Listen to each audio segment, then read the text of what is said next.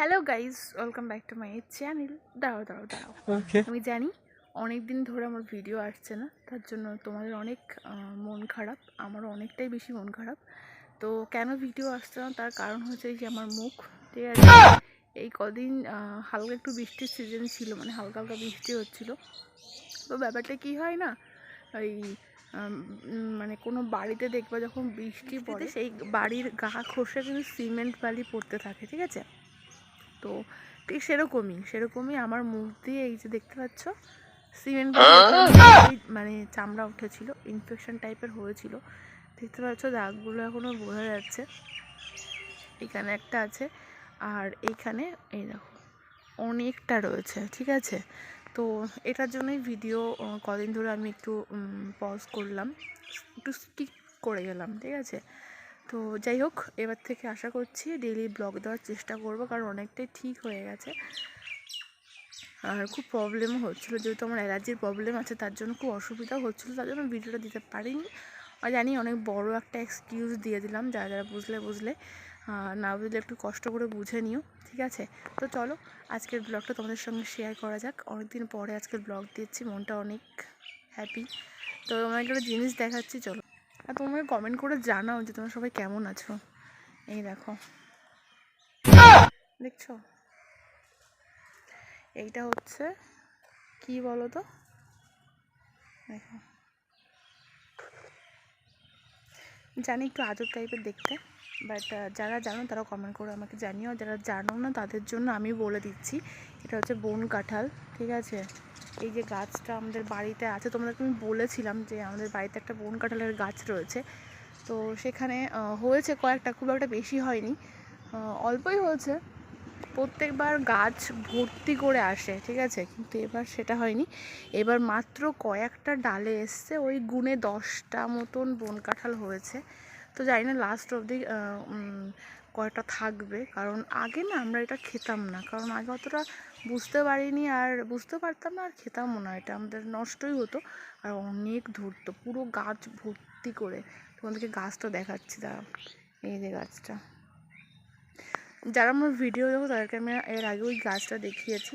তো এখনও কাঁচা রয়েছে, এখনও পাকেনি, পাকলে পরে তোমাদেরকে দেখাবো, তোমাদের সঙ্গে শেয়ার করবো, ঠিক আছে। তো চলো আজকে সকাল থেকে কি করলাম সেগুলো তোমরা একটুখানি দেখে নাও। আর হ্যাঁ, এখন কটা বাজে বলো তো, এখন 1:20 বাজে। হ্যাঁ, এত দেরি করেই ইন্ট্রো করছি, কারণ সকাল থেকে একটু কাজ ছিল, তার জন্য হয়নি। আর নিজেরও কিছু কাজকর্ম থাকে, যার জন্য মানে কী আর বলবো, যাই হোক। তো আজকে একটা স্পেশাল ব্যাপার হচ্ছে, কালকে রাত্রেবেলায় আমি বাজার থেকে আম নিয়ে এসেছিলাম। এখন তো জানো যে এটা আমের সিজন, যতটা স্টোর করা যায় ততটাই বেটার। তো আমাদের বাড়িতে একটু আচার টাচার বেশি চলে, ঠিক আছে। তো তার জন্য একটুখানি আম নিয়ে এসেছি, ওই 3 কিলো মতো, আর 2 কিলো মা নিয়ে এসেছিলো, টোটাল 5 কিলো আম নিয়ে এসেছি, যেটা কেটে অলরেডি ছাদে দিয়ে দিয়েছি রোদ্দুরে শুকানোর জন্য, কারণ আমের আচার হবে। তো তোমরা একটু দেখে নাও কীভাবে কী করলাম, মানে কী মানে কীরকম আম নিয়ে এসেছি, ঠিক আছে। আর একটা জিনিস কি, আমি তো দোকানে বলেছিলাম যে আমাকে হিমসাগর আম দিতে, যাই হোক কিছুটা গণ্ডগোল আমি করেছি, যেটা মা বলছিল, কারণ মা বলছিলাম নাকি আমও চিনি না, ঠিক আছে। আমার মনে হচ্ছে আমি ভুল আম নিয়ে এসেছি, ঠিক আছে। যাই হোক, তোমরা একটুখানি দেখে বলো তো এগুলো হিমসাগর না কী আম, ঠিক আছে। চলো দেখে নাও। A few moments later. Guys, দেখতেই পাচ্ছ এখানে 3 কিলো মতন আম নিয়ে এসেছি, ঠিক আছে। তো এই আমগুলো আমি কিনে নিয়ে এসেছি। এবার তোমরা আমাকে কমেন্ট করে জানাবে যে এইগুলো হিমসাগর আম না কী আম, ঠিক আছে। সেটা আমি একটু কমেন্ট করে জানিও, যারা আর কি আম চেনো, ঠিক আছে। তো দেখতে পাচ্ছ এই যে এর মধ্যে আর কয়েকটাই মাত্র রয়েছে, আর মা সবগুলো মানে ছিলে ফেলেছে। এবার এগুলো সব কেটে রোদ্দুরে দিতে হবে, কারণ সবাই তো কম বেশি জানোই যে আমের আচার কীভাবে বানাই, রেসিপিটা। তো আগে এগুলো কেটে রোদ্রে শুকাতে দিতে হবে, তারপরে হালকা শুকিয়ে গেলে মানে খানিকটা, তারপরে কিন্তু আচার বানানোর মানে প্রসেসটা শুরু করতে হবে, ঠিক আছে।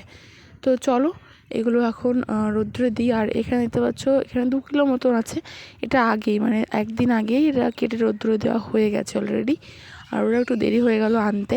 তো এই দুটো একসঙ্গে হবে। এই দেখতে পাচ্ছ আমগুলো সব মানে ছেলা কমপ্লিট, আর একটাই বাকি আছে। তো চলো এবার এইগুলোকে ভালো করে কেটে নেওয়া যাক, ঠিক আছে। ভালো করে কেটে তারপরে এগুলো হচ্ছে রোদ্দুরে দেওয়া হবে, ঠিক আছে। আমের স্ল্যাশগুলো কিন্তু বেশ ভালোই মোটা রয়েছে, দেখেছো? তো এগুলো একটু শুকিয়ে গেলে পরে আবার একটু মানে অল্প মনে হবে, কিন্তু ভালোই মোটা মোটা রাখা হয়েছে, যাতে একটুখানি কী বলবো মানে হয় না একেবারে আম শুকিয়ে গেলে কিন্তু ভালো লাগে না, তো একটু মোটা মোটাই রাখা হলো যাতে একটু খেতে একটু বেশি ভালো লাগে। তো চলো এগুলো ভালো করে কেটে নিই, কেটে তারপরে এগুলোকে রৌদ্রে দিয়ে দেবো। আর হ্যাঁ, তোমাদের কার কার বাড়িতে আমের আচার করা হয়ে গেছে বা করছো বা করবে, তারা আমাকে কমেন্ট করে জানিও। সত্যি কথা বলতে এই আমের সিজনটা চলে গেলে পরে মানে কাঁচা আমের সিজনটা চলে গেলে যারা আমের আচার করে না বা আম সত্ত্ব তো পাকা আম দিয়ে হয়, তো পরে কিন্তু তাদের একটু আফসোসই করতে হয়, কারণ সত্যি কথা বলতে আমের আচারটাই সবথেকে বেশি ভালো লাগে। কুলের আচারও ভালো লাগে, চালতার আচারও ভালো লাগে, মেনলি এই তিনটে জিনিসই আমার বেশি ভালো লাগে। অনেকে দেখি তেঁতুলের আচারও করে, তো যাই হোক তেঁতুল ভালো লাগে তো, কিন্তু বেশি ভালো লাগে এই যে আম, চালতা আর কুল, ঠিক আছে।